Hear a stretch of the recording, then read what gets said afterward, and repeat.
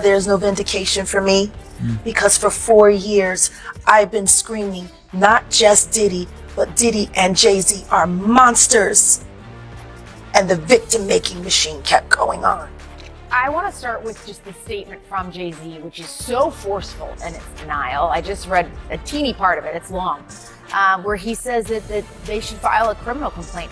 Is that even possible at this point? That attracts attention and sends shockwaves through the entertainment industry scene. Diddy, one of the most untouchable figures in music and business, now sits in a Brooklyn detention center refusing to eat because he is allegedly afraid someone might poison him. Yes, the same Diddy who built an empire on swagger and confidence is reportedly living in constant fear for his life, surrounded by guards and other prisoners, and a system that he feels could be used to remove him. This is where it gets even worse. There are rumors that Messier's erstwhile close friend Alicia Jay-Z Carter may be directly or indirectly responsible for the mayhem that is going on around. Could it be that one of the most famous friendships in hip-hop has turned into something more akin to a quiet war? Let's dissect it. I'm not surprised with the decision. I'm surprised that Judge Subramanian entertained it. He held a 2-hour hearing, which we were covering live, and he issued a 5-page written order. Most other judges, including the 2 previous judges, to consider this issue, summarily denied the bail motion. I think a lot of it stems from Judge Subramanian being a newer judge. This is a Biden appointee. He has a civil background. Let's begin by discussing Diddy's current situation. The infamous Brooklyn Metropolitan Detention Center is not exactly a place for the weak of heart renowned for its severe circumstances. It's the kind of setting that would shake even the toughest personality. And for Diddy, who is accustomed to the comforts of private planes and expansive mansions, the adjustment has not only been challenging but life-altering. Reports indicate that he has been skipping meals in favor of prepackaged snacks from the calm like chips and honey buns because he allegedly believes that eating the facility's meals could result in something far worse than hunger, a slow, calculated end. Everyone keeps saying to me, like, how did you keep, why did you keep going? Why were you there? I'm like, it literally is around me. If I don't stay at home, this is the atmosphere I'm in. Like, I have no choice. Larry Levine, a former prisoner who is now a prison consultant, claims speaking on a podcast devoted to Diddy's trial. Levine conjectured about the dangers that someone like Diddy faces in a setting like the NDC, and people want to reach him. These concerns aren't entirely unjustified. The idea is chilling, but for someone in Diddy's position, a man facing serious accusations, and with a lifetime of powerful connections and enemies, it's not completely unrealistic. Levine explained that when you're a high-profile inmate, you make enemies both inside and outside. All it takes is someone with the right connections to get to a guard, flip them some cash, and suddenly your food isn't safe. This doesn't happen overnight, but over time, it could be fatal. Obviously this civil suit was coming for a while, and there was some talk between Busby and Jay-Z's lawyers. I think both Busby and Jay-Z's lawyers are really alphas. So during his court appearances, observers have noticed Diddy's changing physical appearance. Previously a symbol of vitality and larger-than-life confidence, he now cuts a visibly thinner, grayer figure. However, sources close to the music mogul maintain that despite the rumors of his declining health, he is still mentally sharp, focused, and determined to fight the allegations against him. They paint a picture of a man who, despite the fact that the circumstances have clearly changed him, is still in the game, strategizing his defense and getting ready for what lies ahead. This is where things take a more sinister turn, as speculation grows that Diddy's paranoia may have more specific cause. The name on everyone's lips is the source of a betrayal from someone he once thought of as a brother. Jay-Z, you must consider the larger context of their relationship and the legal storm that is currently consuming them both in order to see why this notion has gained popularity.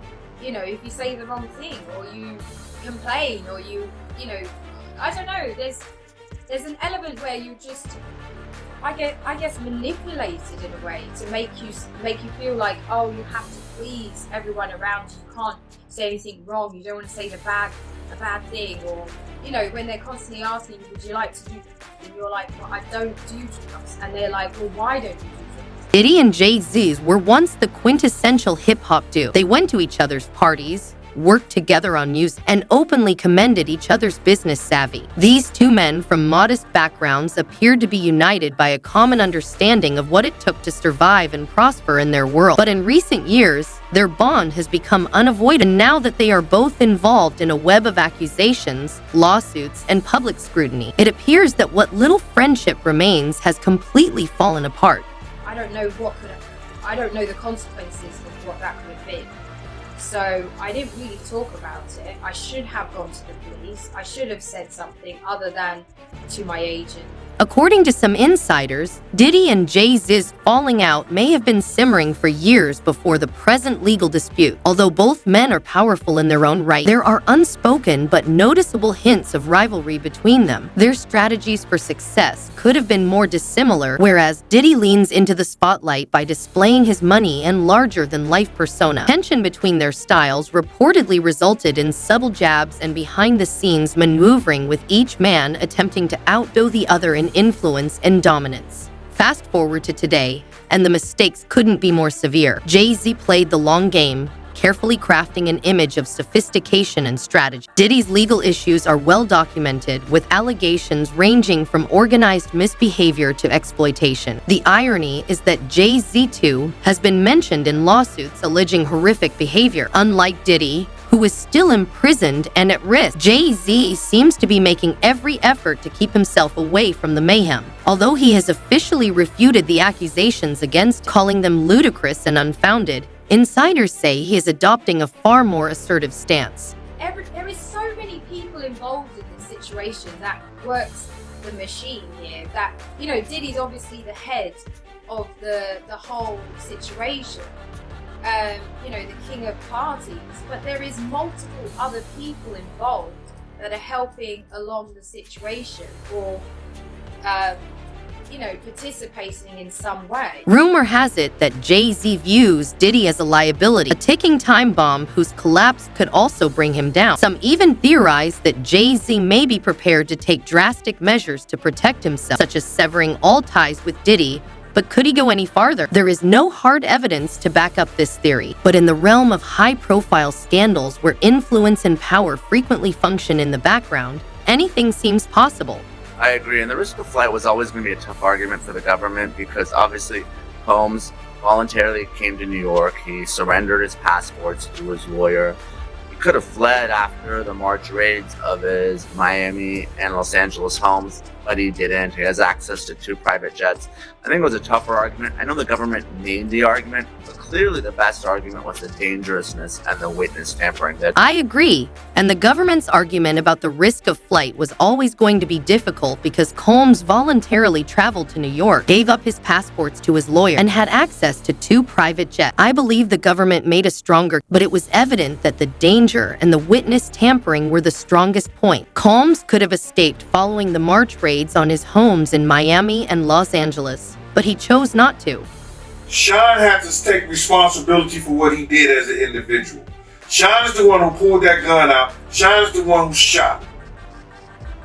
So he has to take responsibility for that. Putting more fuel on the flames, Diddy may be thinking about negotiating deals to save himself, according to insiders. If confirmed, these deals could entail disclosing information that implicates others, possibly even Jay-Z. This would explain why Diddy feels like a target. It's one thing to be charged, but it's another to bear the burden of possibly being called a snitch in the code of the streets and possibly in the code of hip-hop royalty. Betrayal is the most serious sin. Both Diddy and Jay-Z are fully aware that public opinion plays a significant role in these kinds of high-stakes drama and that the tension between them has reached a boiling point. While Diddy's camp has remained largely silent, possibly due to the limitations of his current circumstance, Jay-Z has been careful to control his narrative statements from his legal team, which emphasize his and portray the lawsuits against him as nothing more than desperate attempts for attention and money. Don't get me wrong though, the silence only serves to feed rumors.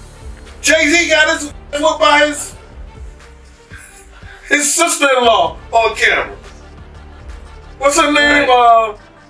Solange. You gotta imagine, the feds ain't stepping in and do nothing. The feds don't care about you getting your ass whooped. What does this leave us with?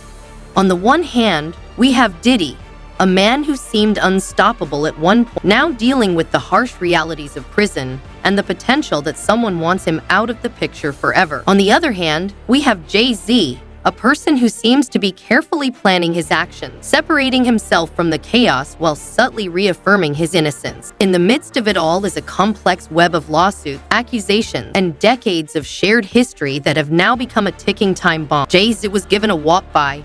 You understand? I think that they don't want, if they was in any of those freak off tapes, if they played a part in